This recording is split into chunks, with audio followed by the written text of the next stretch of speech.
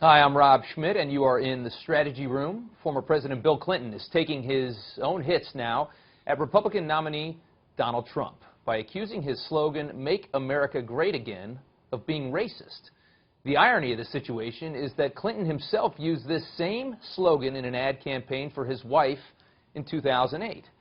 Or should he keep his accusations to himself? That's the question. Here with reaction, our strategy advisor at Applied Techonomics, Jeannie Zaino, and Republican strategist Brian Morgenstern. And welcome to you both. Jeannie, we're going to start with you. What did he mean when he said that this is a racist slogan? You know, that struck me as a very, very odd thing for him to say. Not for him to say that the Trump campaign has been using race in a fashion in which it shouldn't. I think that is a fair assessment of the Trump campaign.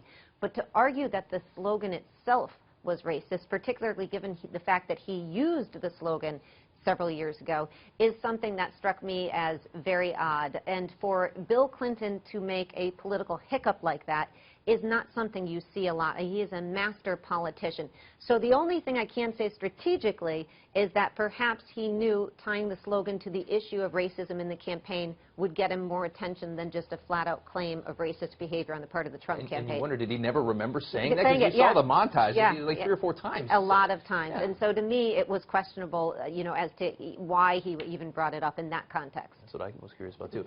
Are these accusations out of line, Brian? Yeah, I think they're wrong and they're strategically flawed as well.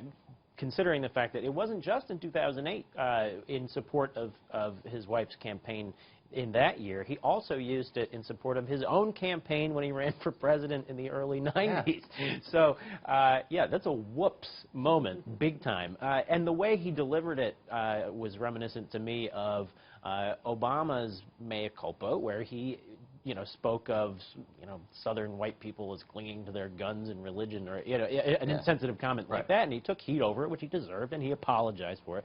And this way that Bill Clinton has sort of maligned Southern white people and said, "I am one. I know how." I mean, like, holy moly, like he's fallen off the rails here a little bit. So this is a whoops that I did hear him say Southern white men or something like that, and I'm looking like, you're from Arkansas. Anyway, Kellyanne Conway, the Trump campaign manager, said this is a disgrace. What do you make of that? I think yes, Kellyanne is right to say that in defense of her candidate. And I do think that Bill Clinton went too far on this one. The slogan is not the issue. But that said, there have been elements of the Trump campaign which have used racial and ethnic slurs. We all know what they are. We've heard them ad nauseum.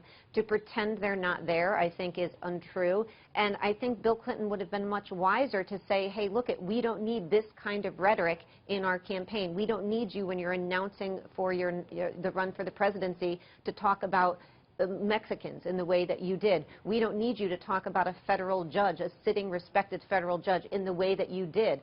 So, Donald Trump has plenty of gaffes or horribly racist rhetoric to point to. So to take this out and use it in that way, I think was a problem and a mistake on his part. There was a lot of other ammo there. There's a lot there. You've actually said before. It just seems like maybe he just thought nobody would remember that. He talks all the time, I guess. So, Brian, your final thoughts? Yeah, there are ways, not that I'm in the business of advising the Clinton campaign, but if I were, I would probably touch on some of the comments that Jeannie just mentioned and try to paint the picture of we're inclusive, they're exclusive. We're, trying to make the country more cohesive, they're being divisive. And bringing up some of these comments about the judge and about how he opened his campaign with, talking about people flooding through the border, things like that. Again, there's plenty of ammo. This made no sense, and so he's going to have to walk it back. But look, it's a couple months away. He's not the candidate. This is not a, it's not a make or break. It's a mistake, and they happen. You see it all the time. All right. Jeannie, Brian, thank you so much for joining us.